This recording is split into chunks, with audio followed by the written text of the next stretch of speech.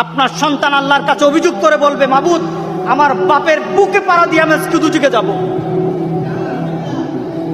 আমার বাপকে আজকে আনো, আমার মাকে আনো।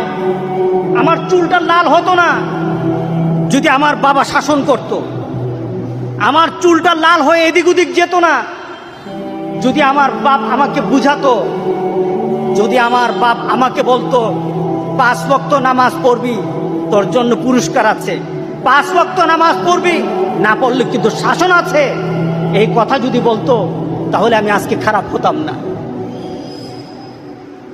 অনেক দিন আগের এক ঘটনা, একটা ছেলে অ্যাক্সিডেন্ট করলো, একটা ইউনিভার্সিটির টিচার, পাশে তার আরেক বন্ধু, ওই ছেলেটা ছিল নামাজি, আর যে ছেলেটা অ্যাক্সিডেন্ট করেছে গাড়ি ড্রাইভ করা অবস্থায় ওই ছেলেটা বড় লোকের ছেলে ছিল, পয়সাওয়ালা ধনীর ছেলে।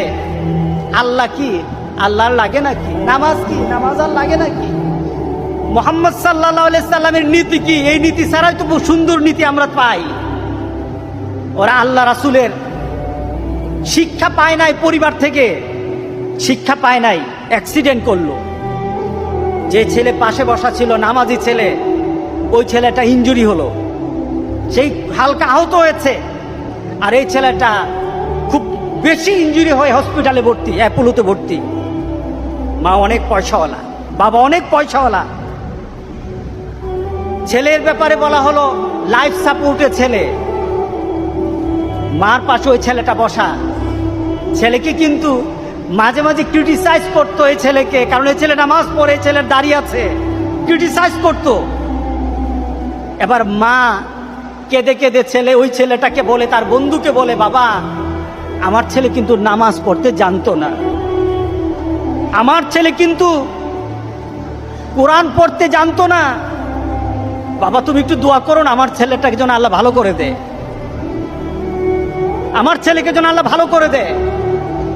আমার ছেলে তো দিনদারি শিখে নাই, দিনদারি পারে নাই, আমিও তো কিছু বুঝি না।